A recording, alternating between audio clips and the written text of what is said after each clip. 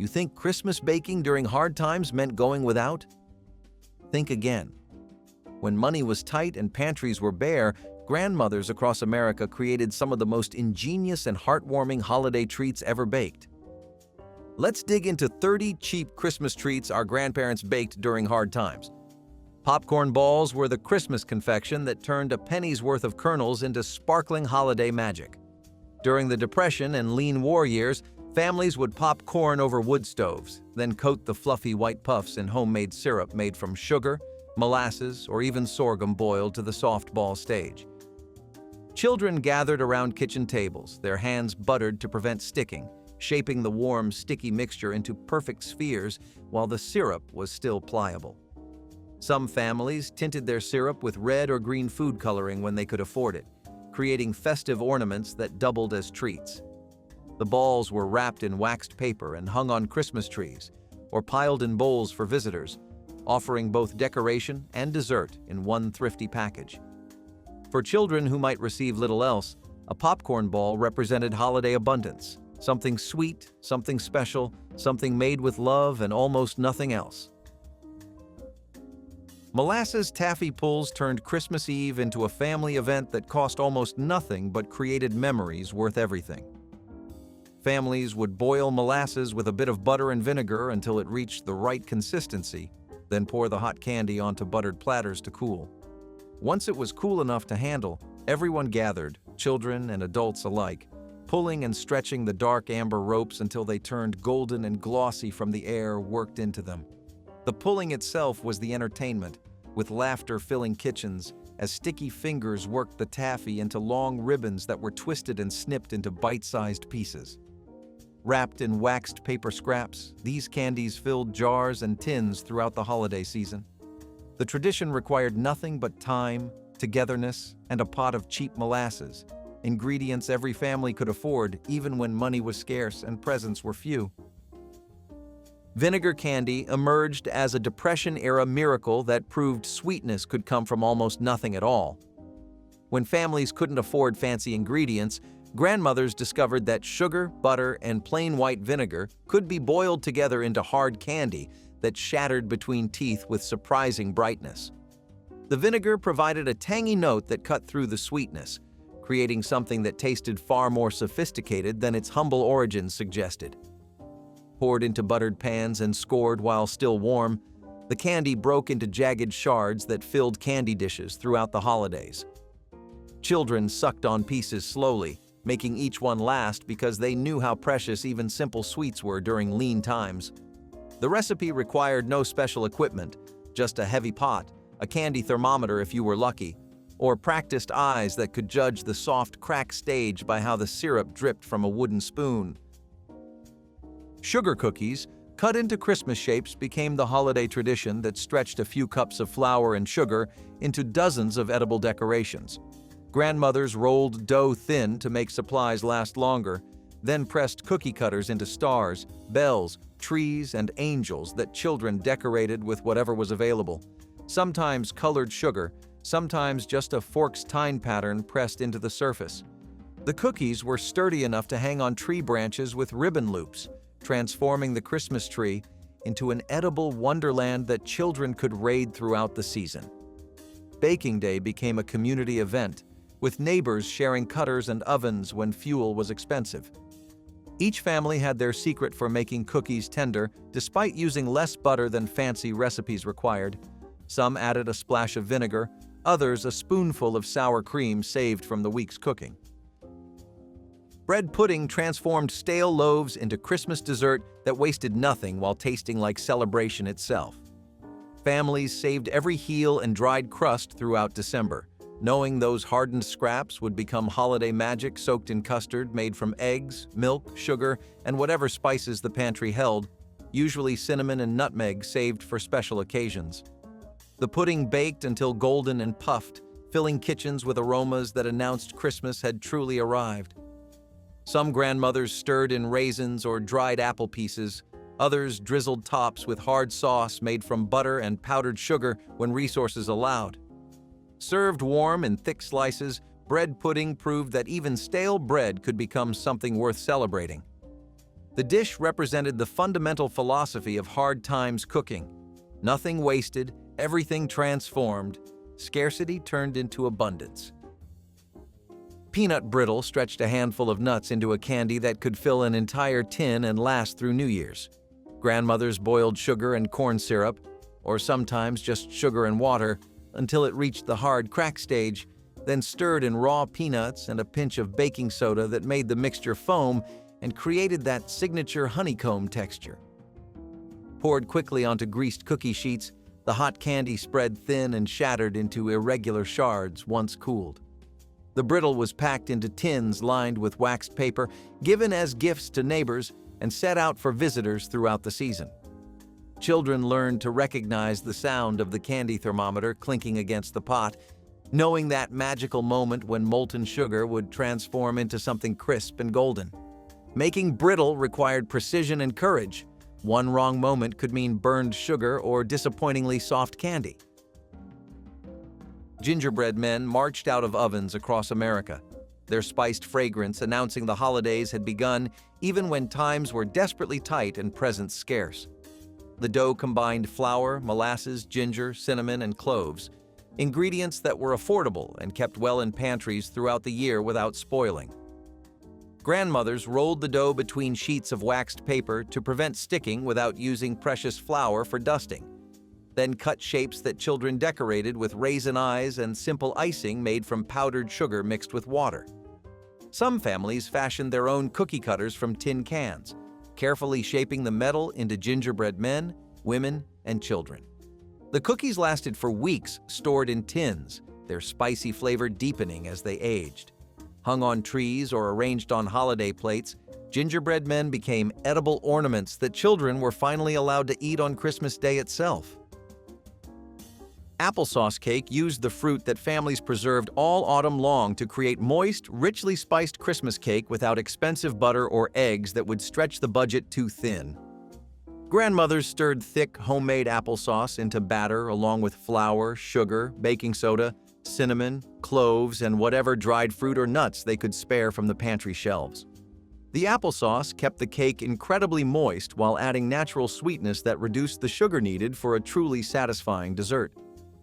Baked in loaf pans or tube pans, depending on what families owned, these cakes often traveled to church socials and family gatherings wrapped carefully in clean tea towels. Some versions included a handful of raisins, plumped in warm water. Others stretched further with rolled oats stirred into the batter for hearty texture. The cake improved over several days as flavors melded together. Ribbon candy required patience and skill but cost little more than sugar and food coloring to create something that looked like it came from fancy confectionery shops in the city. Grandmothers boiled sugar syrup to the hard crack stage, divided it into portions tinted different festive colors, then pulled and folded each strip while still warm into wavy ribbons that caught light like stained glass windows in a church. The finished candies were displayed in glass dishes where their colors could shine brightly, impressing visitors who never guessed such beauty came from a kitchen with bare cupboards. Making ribbon candy was often a grandmother's closely guarded specialty, her movements practiced and confident as she worked the hot sugar before it cooled and hardened into unusable lumps. Children watched in wonder as plain syrup transformed into something that seemed far too beautiful to eat but tasted wonderful anyway.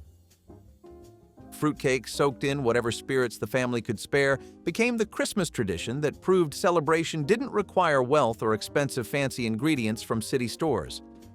Grandmothers saved dried fruits all year long. Raisins purchased cheap in bulk. Citrus peel carefully dried on sunny windowsills. Apple rings preserved from autumn harvests and stored carefully in the root cellar through the long, cold winter months. These treasured fruits were combined with flour, eggs, molasses, and warm spices into heavy batter that baked low and slow until dense and dark. The finished cakes were wrapped in cheesecloth soaked with brandy, bourbon, or even homemade wine, then stored for weeks as flavors mellowed and deepened beautifully. One fruitcake could last the entire holiday season, sliced thin because its richness meant a little satisfied even the hungriest guest at the family Christmas table. Divinity candy looked like clouds fallen from heaven and tasted like pure Christmas magic, despite being made from little more than sugar, corn syrup, and egg whites. Grandmothers boiled the syrup to precise temperature while beating egg whites to stiff peaks, then carefully folded the hot syrup into the whites until the mixture turned glossy and thick enough to hold its shape. Dropped by spoonfuls onto waxed paper, each piece was topped with a pecan half if the family could afford nuts that year. The candy was temperamental. Humidity could ruin an entire batch, making successful Divinity a point of pride for skilled cooks. Children watched the transformation from liquid to fluffy white mounds with wonder, knowing these ethereal sweets appeared only at Christmas. The candy melted on the tongue with intense sweetness, lighter than air, yet deeply satisfying.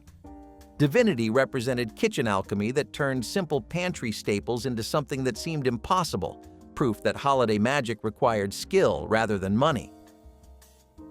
Oatmeal cookies studded with raisins became the Christmas cookie that stretched a handful of ingredients into dozens of treats that lasted for weeks. Grandmothers creamed together whatever fat they had, butter if lucky, lard if not, with brown sugar and molasses, then folded in oats that cost pennies per pound and provided genuine nutrition.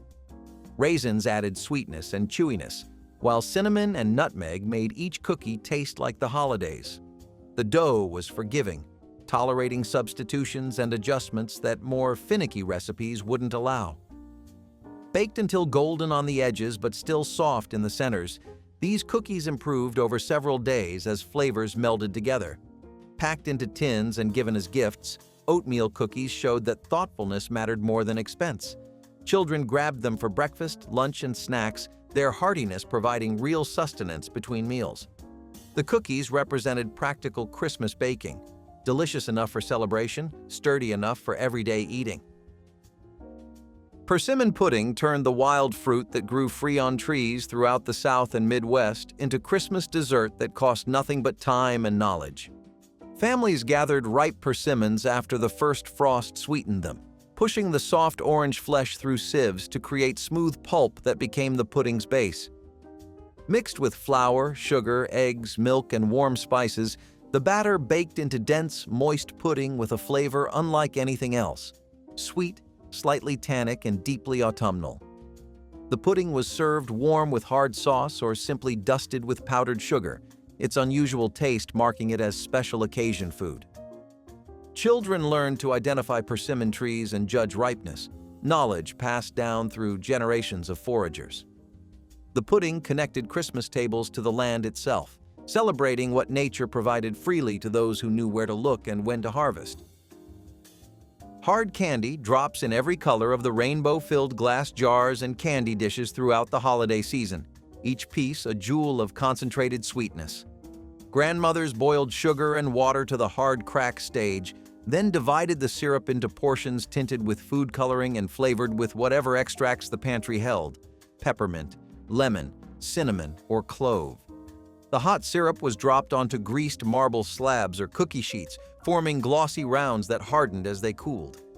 Children sorted the candies by color, trading favorites with siblings and cousins while the drops clicked against their teeth. Making hard candy required courage and precision. The molten sugar could burn badly, and timing determined whether candies turned out crystal clear or cloudy. Each successful batch filled the house with sweet steam and the satisfaction of creating something beautiful from almost nothing but sugar and skill. Date nut bread sliced thin and spread with cream cheese became the sophisticated Christmas treat that proved frugal baking could be elegant. Grandmothers chopped sticky dates and mixed them with boiling water and baking soda, creating a batter that baked into dense, moist loaves studded with walnut pieces. The bread was wrapped in waxed paper and stored for days as flavors deepened, then sliced thin for serving because its richness meant a little went far. Offered to visitors with coffee or tea, date nut bread impressed guests who never suspected its humble cost. The combination of sweet dates and earthy walnuts created complexity that seemed fancy despite using ingredients that kept well in pantries throughout winter. Children often received slices tucked into lunch pails as special holiday treats, the bread's density making it travel well. Date nut bread represented Christmas hospitality, something special to offer guests that showed care without requiring wealth. Spice cookies cut into stars and crescents carried the warm fragrance of cinnamon, ginger, cloves, and nutmeg that announced Christmas had arrived in kitchens across America. Grandmothers mixed dough enriched with molasses and brown sugar, adding spices in proportions guarded as family secrets and passed down through generations. The dough rolled out smoothly, held its shape through baking, and emerged from ovens with crisp edges and tender centers. Unlike delicate sugar cookies, spice cookies were sturdy enough for children to handle, stack, and store without breaking. They improved over time as spices mellowed into the butter and flour, making them perfect for baking early in December. Arranged on platters or packed into tins for gift-giving, the cookies represented both tradition and practicality. The spices themselves were affordable when purchased in bulk from general stores, their intense flavors meaning a little went far in every batch. Sorghum candy emerged from rural kitchens where families made their own sweetener from tall cane plants grown in garden patches. The thick amber syrup was boiled until it reached the proper stage, then poured onto buttered plates and pulled like taffy until it lightened in color and turned glossy. Some families added butter or a splash of vinegar to improve texture. Others kept the recipe pure, letting the sorghum's distinctive flavor stand alone. The finished candy was cut into pieces and wrapped in waxed paper for storing, each piece carrying the taste of homegrown sweetness. Making sorghum candy connected Christmas to the agricultural year, the summer's planting, and fall's pressing, all leading to winter's celebration. Children who helped with harvest felt pride in candy that came entirely from family labor, from seed to finished sweet. The candy tasted of the land itself, earthy and complex in ways refined sugar could never match. Rice pudding baked until golden on top became the Christmas dessert that transformed leftover rice into something worthy of celebration. Grandmothers stirred cold rice into custard made from eggs, milk, sugar, and vanilla, adding raisins plumped in warm water and a generous dusting of cinnamon and nutmeg. The pudding baked slowly until the custard set and a golden skin formed across the surface, filling kitchens with sweet, spiced fragrance. Served warm in thick slices or cold the next morning for breakfast, rice pudding provided both comfort and nourishment. The dish wasted nothing.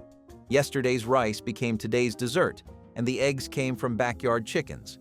Children often requested rice pudding specifically, its creamy texture and warm spices embodying holiday comfort. The recipe required no special ingredients or techniques, just patience and the understanding that simple foods prepared with care could become something families remembered for generations. Mincemeat pie carried centuries of tradition into Depression-era kitchens, where grandmothers adapted ancient recipes to fit modern budgets and available ingredients.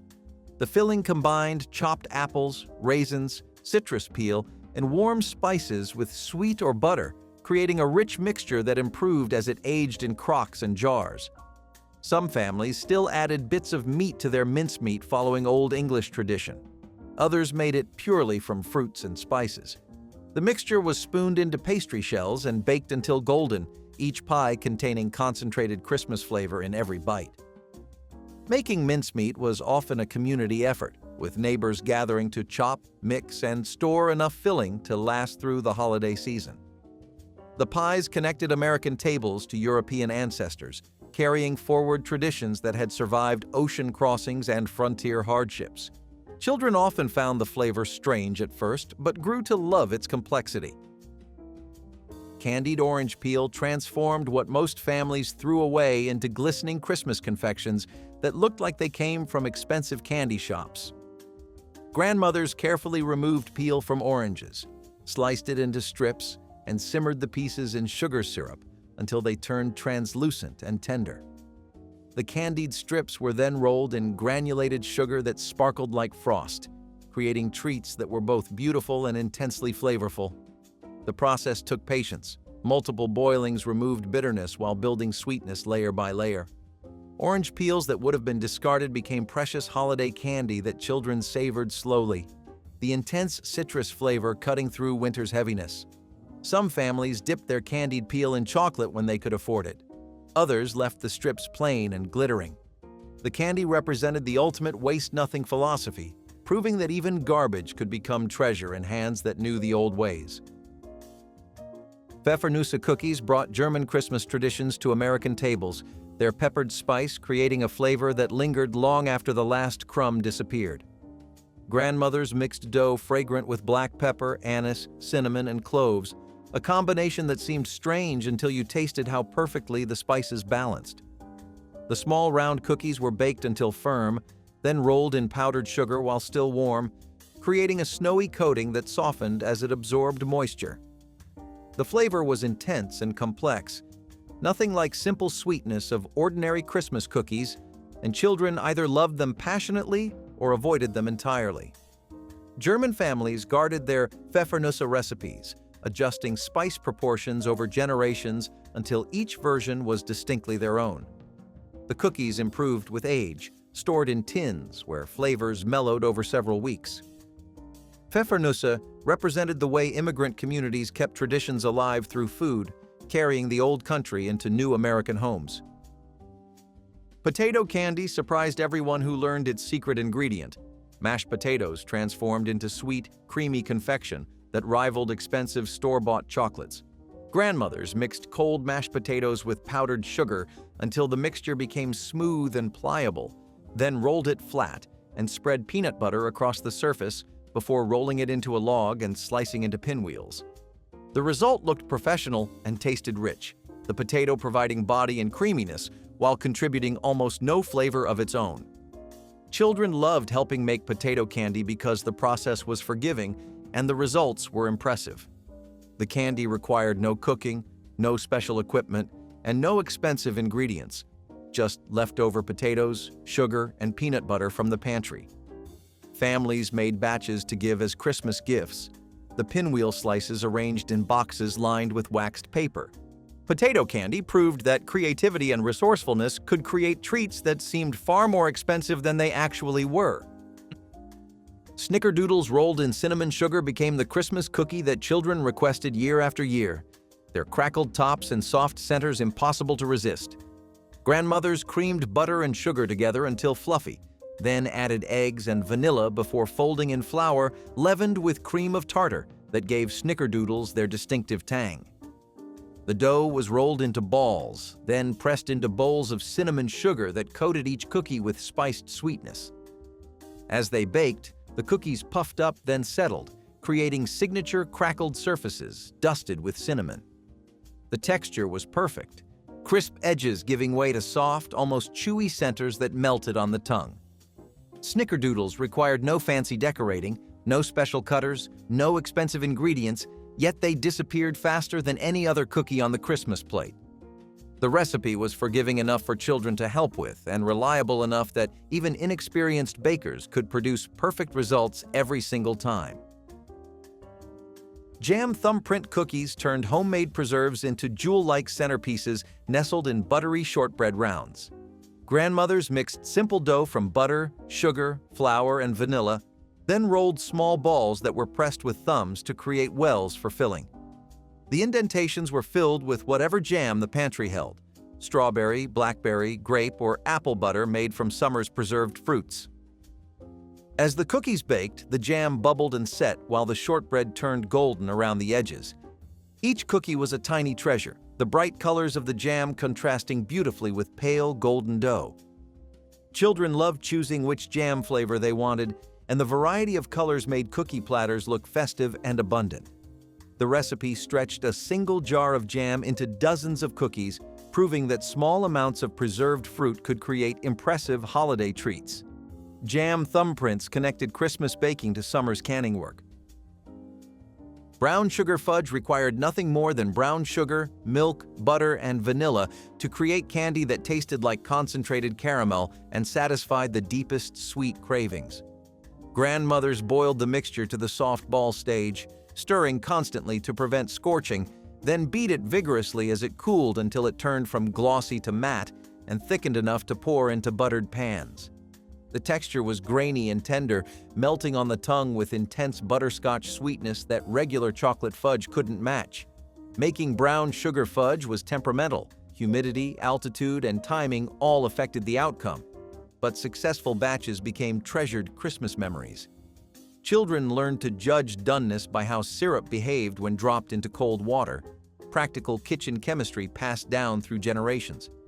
The fudge was cut into squares and packed into tins, given as gifts to neighbors and teachers who never suspected something so rich cost so little to make. Hermit cookies packed with raisins, nuts, and warm spices became the Christmas cookie that actually improved with age, their flavors deepening as they rested in tins. Grandmothers mixed soft dough enriched with molasses and brown sugar, folding in raisins, chopped walnuts, and generous amounts of cinnamon, nutmeg, and cloves. The cookies were dropped by spoonfuls onto baking sheets or spread into pans and cut into bars after baking. Unlike crisp cookies that went stale quickly, Hermits stayed moist for weeks, their texture actually improving as spices mellowed into the molasses-rich base. The cookies were sturdy enough to mail to relatives in distant cities, packed in tins surrounded by waxed paper to arrive intact. Children could grab Hermits for breakfast or pack them in lunch pails, their hardiness providing genuine sustenance. The name supposedly came from their ability to be stored away like hermits, emerging better than when they went into hiding. Haystack cookies required no baking at all, just melted butterscotch chips stirred with chow mein noodles and peanuts to create crunchy clusters that children could help make safely. Grandmothers melted chips in double boilers, then quickly stirred in noodles and nuts before dropping spoonfuls onto waxed paper, where they set into crispy mounds. The combination seemed strange, Chinese noodles in Christmas candy, but the texture was addictive, the crunch of noodles complementing sweet butterscotch perfectly. Children loved these cookies because they could participate in every step without risk of burns from hot ovens, and the results appeared almost instantly. The recipe was nearly foolproof, requiring only careful attention during the melting stage to prevent scorching. Haystacks stretched a single bag of butterscotch chips into dozens of treats, their irregular shapes making each one unique. The cookies represented mid-century American ingenuity, combining convenience foods into something that felt homemade and special. Walnut crescents dusted with powdered sugar looked like snowdrifts on Christmas cookie platters, their buttery richness melting instantly on the tongue. Grandmothers mixed tender dough from butter, sugar, flour, and finely ground walnuts, then shaped small portions into crescents that held their form through baking. The cookies emerged pale and delicate, immediately rolled in powdered sugar while still warm so the coating would stick and partially melt into a sweet glaze. A second rolling after cooling created the thick, snowy coating that made them irresistible. The texture was unlike any other cookie, impossibly tender, almost sandy, dissolving before you could properly chew. Walnut crescents required patience in shaping and gentle handling throughout, but the results were worth every careful moment. The cookies were often reserved for adult guests because children tended to devour them too quickly, but everyone agreed they were among the finest Christmas treats any kitchen could produce. Sugar plums weren't plums at all, but rather dried fruit and nuts ground together with honey and spices into confections that had graced Christmas celebrations for centuries.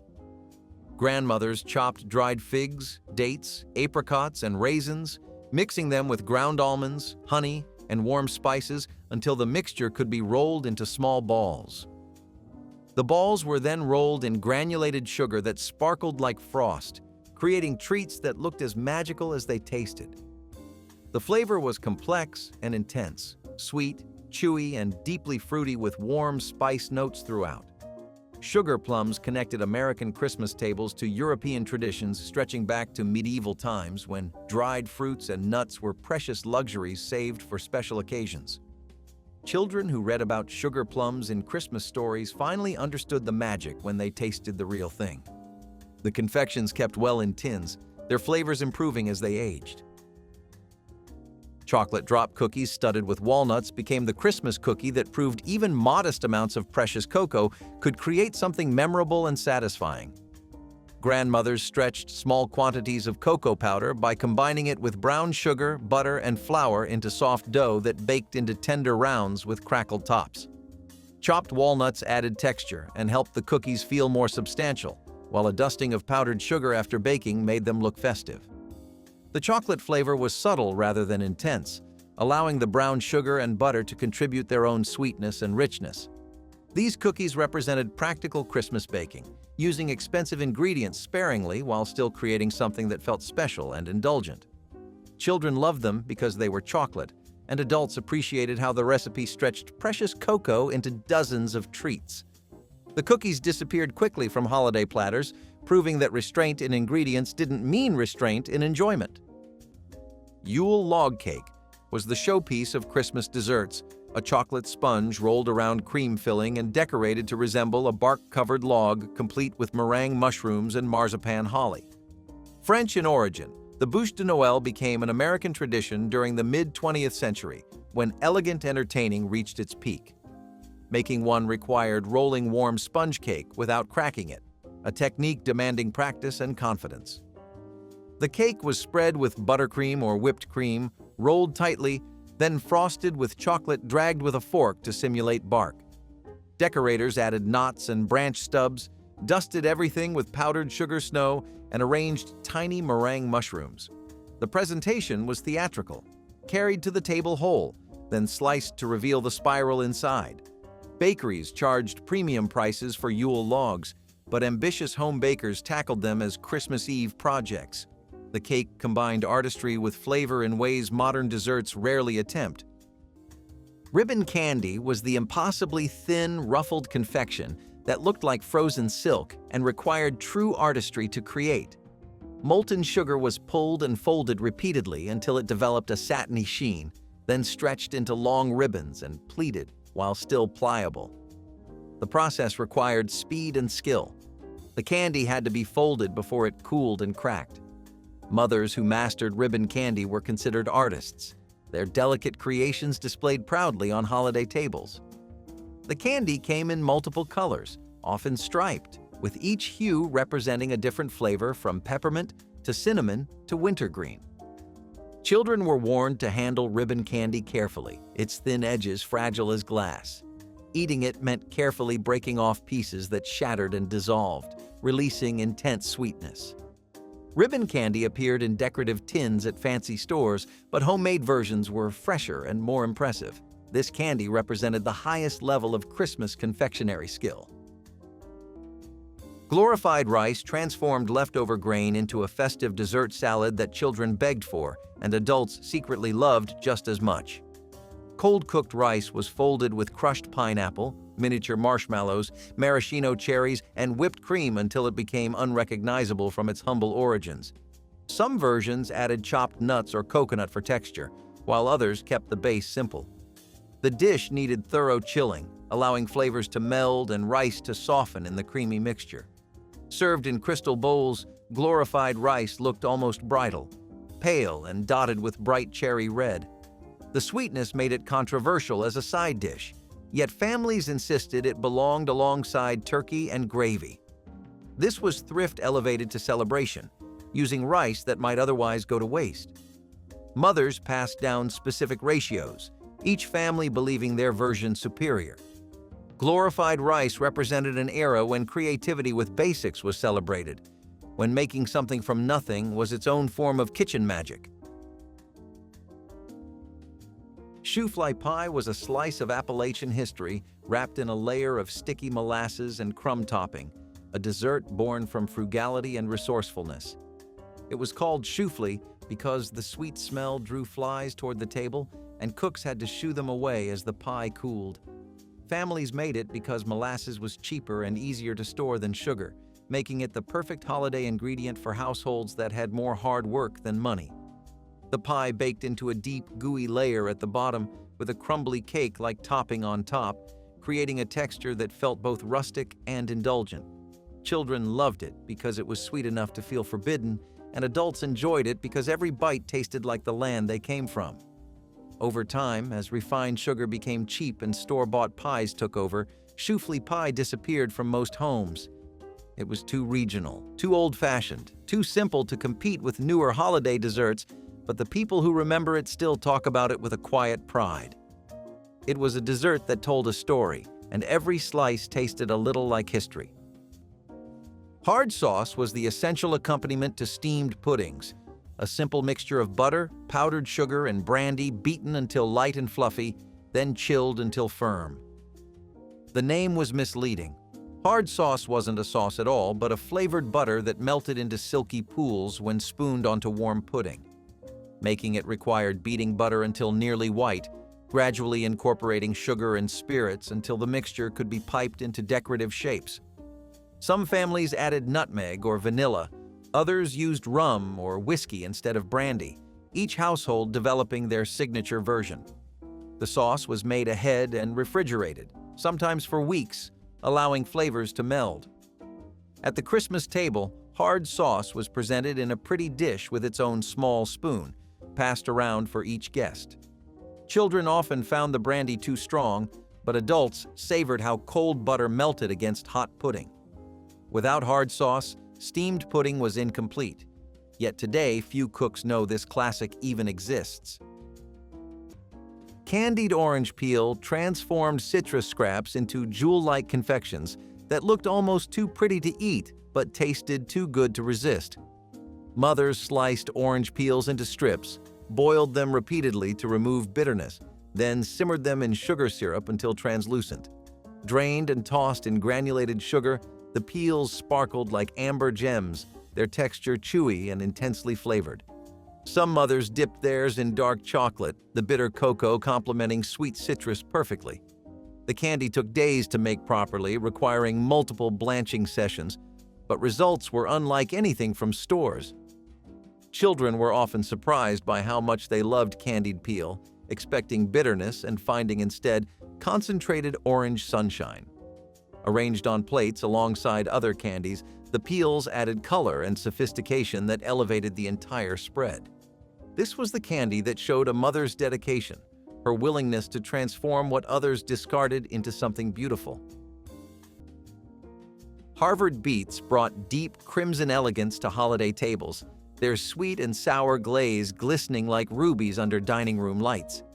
The dish took its name from the university whose color it matched, though the connection ended there. Cooks sliced cooked beets into rounds, then simmered them in sauce of sugar, cornstarch, vinegar, and butter until the glaze thickened and coated each piece. The result was simultaneously sweet and tangy, earthiness balanced by bright acidity. Some recipes called for orange zest or cloves, adding complexity to the straightforward preparation. The vibrant color made Harvard beets a visual dream, adding drama to tables dominated by browns and beiges. Children often resisted at first, but the sweet glaze converted many skeptics. This was practical cooking too, as canned beets worked perfectly fine when fresh ones were unavailable during winter. Harvard beets represented an era when vegetables were dressed up for company, transformed from everyday nutrition into worthy holiday companions. Orange slice cake was a holiday surprise wrapped inside a dessert, dense and chewy with bursts of candied orange that lit up every bite.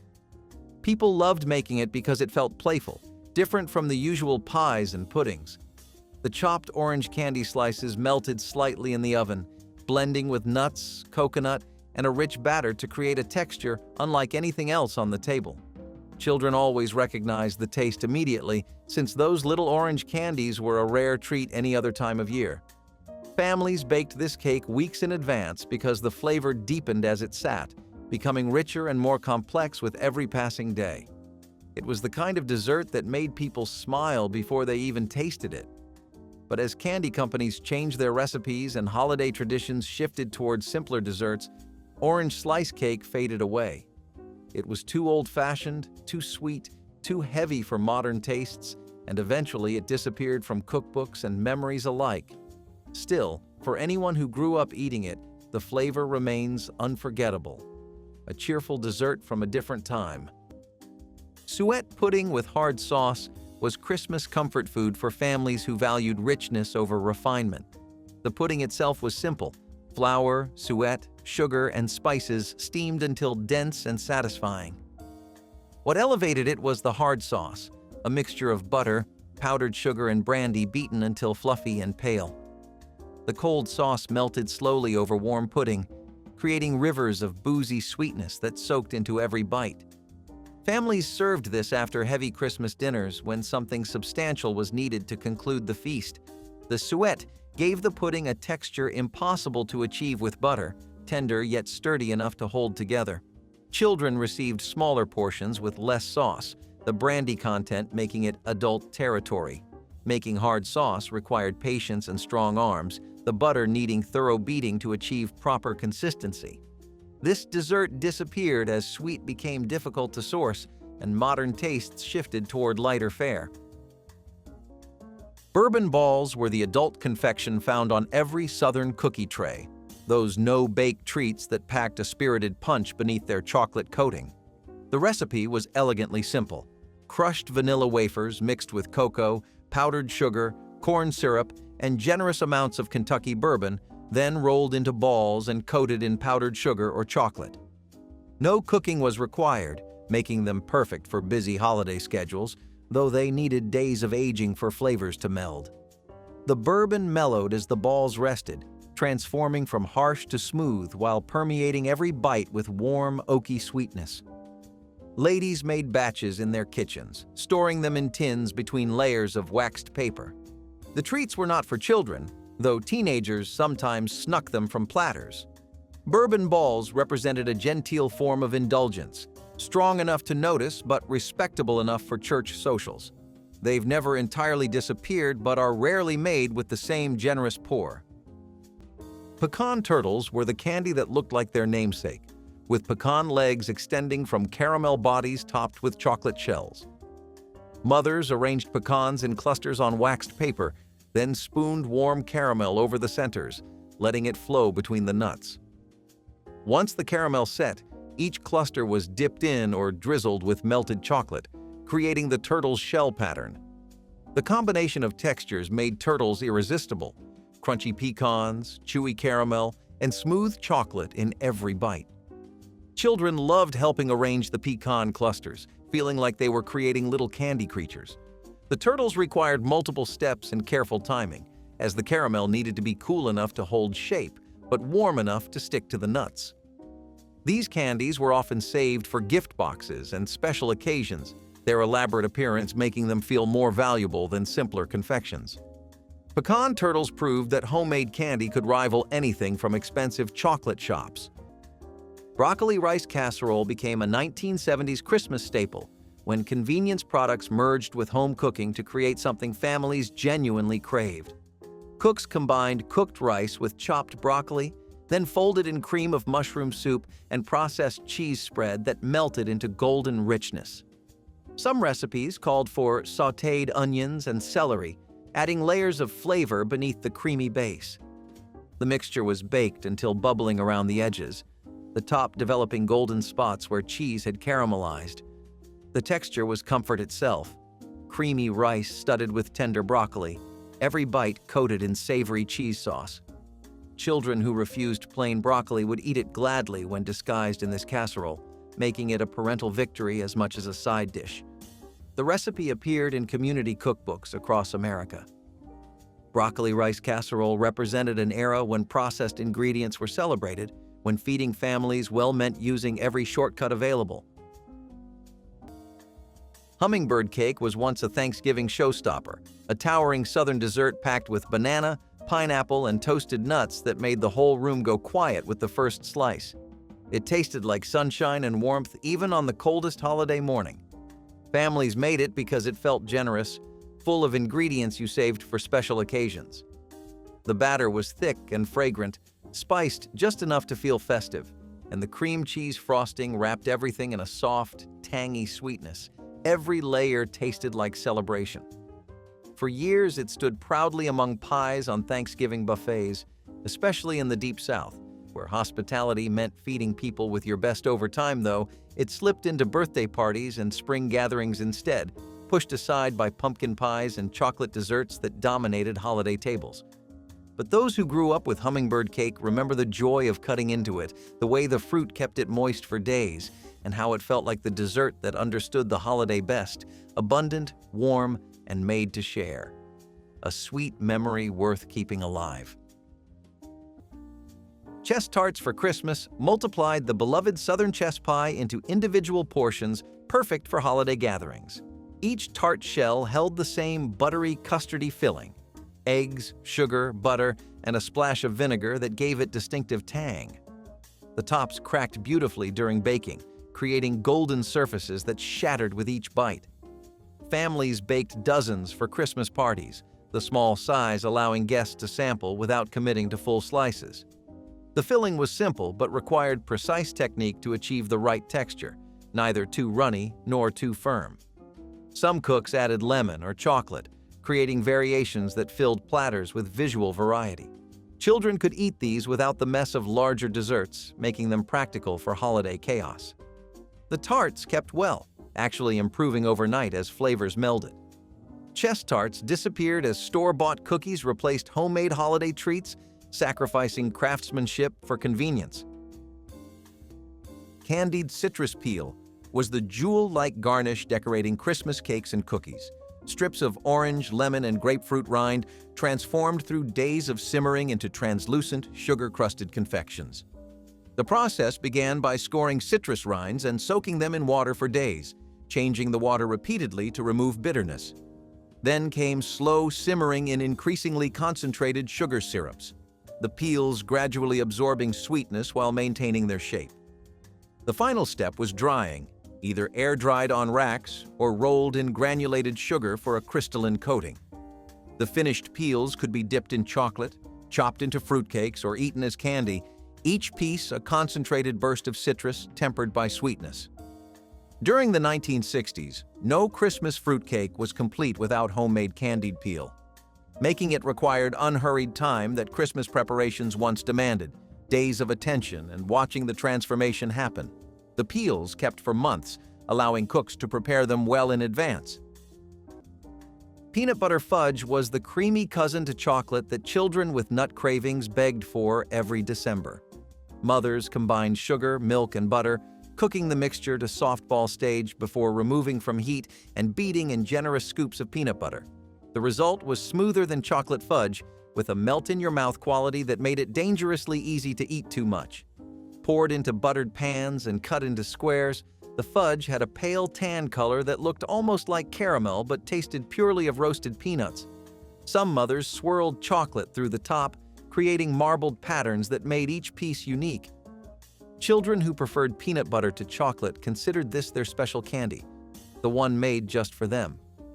The texture was softer than its chocolate counterpart, practically dissolving on the tongue without requiring much chewing. Peanut butter fudge represented the variations mothers created to ensure every child had a favorite on the Christmas candy plate. Creamed celery was the sophisticated cousin of other creamed vegetables, turning the overlooked stalk into something worthy of fine china and silver spoons. Cooks sliced celery on the diagonal and simmered it until tender, then folded it into rich white sauce enriched with cream and butter. Seasonings were delicate: white pepper, a touch of nutmeg, perhaps parsley for color. The celery retained gentle crunch even in the sauce, providing textural interest other creamed vegetables lacked. This was a dish for formal dinners and holiday gatherings, its mild elegance complementing rather than competing with richer offerings. Pale green and white colors added sophistication to tables heavy with browns. Some cooks topped creamed celery with toasted almonds, creating a gratin that bordered on indulgent. The dish required fresh celery at its crispest, making winter holidays the perfect occasion.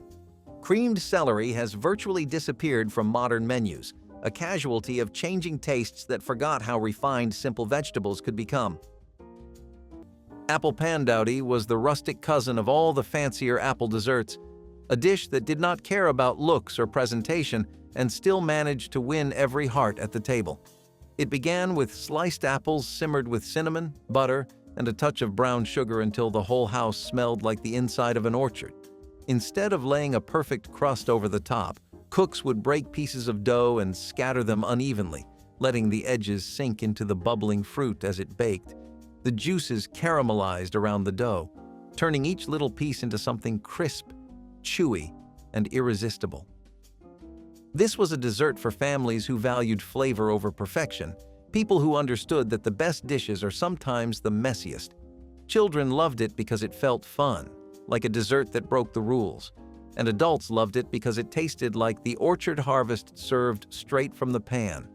But as crisps and cobblers became more popular and easier to sell in bakeries, the pan dowdy quietly slipped away. Its uneven top was not camera-ready, and its old-fashioned name did not help it survive in a modern world. Still, anyone who ever ate it fresh from the oven remembers the way it tasted like fall itself, a forgotten treasure hiding in plain sight. Mincemeat pie with actual meat carried centuries of English tradition into American holiday tables. The filling combined finely chopped beef or venison with suet, apples, raisins, currants, citrus peel, and a heavy pour of brandy or rum. Spices like cinnamon, nutmeg, and cloves transformed what sounds strange into something hauntingly delicious. The meat provided richness and body, while the fruit added sweetness and moisture. Families made mincemeat in enormous batches each November, jarring it for use throughout the holiday season. The alcohol preserved the mixture and mellowed the flavors over weeks of aging.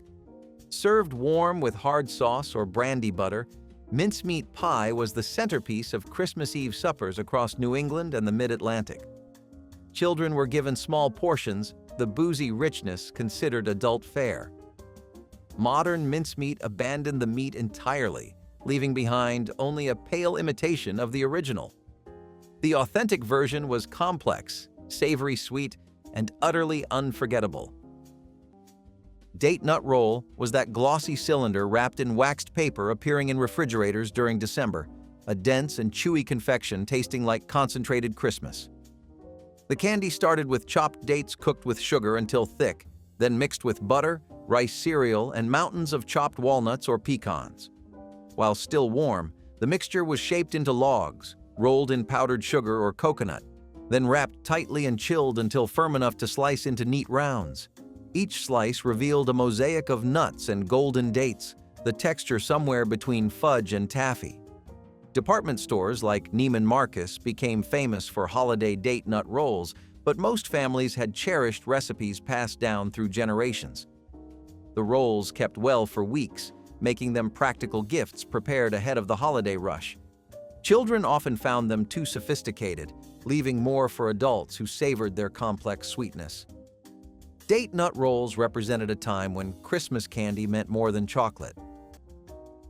Chocolate-covered cherries were the elegant confection that felt almost too fancy for home kitchens, yet mothers across America crafted them by the dozen each December. Maraschino cherries were drained and wrapped in fondant, a sweet, creamy mixture that would eventually liquefy inside the chocolate shell. Each wrapped cherry was dipped in tempered chocolate and set on waxed paper to harden. The magic happened over the following days as enzymes in the fondant converted sugar into liquid, creating that distinctive syrupy center. Children learned patience waiting for chocolate-covered cherries to properly ripen, knowing that fresh-dipped candies were too firm and needed time. The first bite through the chocolate shell released sweet cherry juice that mixed with creamy fondant. These candies appeared in fancy boxes at department stores, but homemade versions were fresher, with plumper cherries and thicker chocolate. Mothers took pride in creating something that looked store-bought but tasted infinitely better. Hot German potato salad brought old-world tradition to American Christmas tables, its warm, tangy dressing a welcome contrast to cold, mayonnaise-based versions. Cooks sliced boiled potatoes while still warm, knowing they absorbed flavors better than cold ones. Bacon was fried crisp in cast iron, then removed while its fat became the base for a dressing of vinegar, sugar, and mustard. Sliced onions softened in the hot grease before potatoes joined the pan, tumbled gently to coat every piece. The bacon was crumbled back in at the last moment to preserve its crunch. Served warm in crockery bowls, this salad steamed on holiday buffets alongside cold cuts and roasted meats. The sweet-sour balance cut through rich holiday foods perfectly. German immigrant families passed down precise vinegar-to-sugar ratios, each household believing theirs achieved harmony. Children who normally resisted potato salad often loved this version, won over by the bacon and warmth.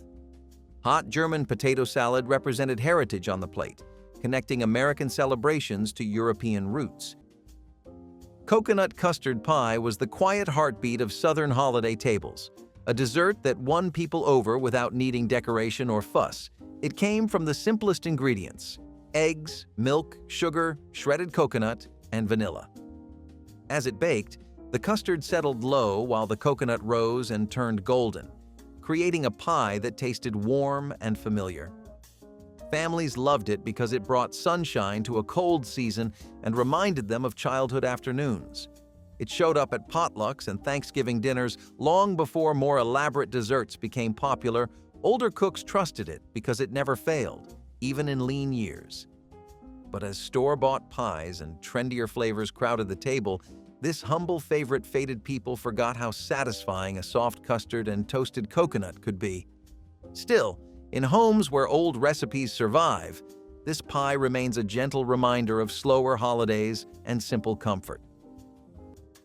Syllabub in stemmed glasses was Christmas elegance whipped into frothy perfection. This ancient English dessert combined cream, sugar, and wine or sherry, beaten until it formed soft peaks that held their shape in delicate glasses. The mixture separated slowly, the creamy foam floating above a pool of flavored liquid that guests sipped after finishing the top. Families served syllabub at the end of Christmas dinner, the light texture providing relief after heavy courses.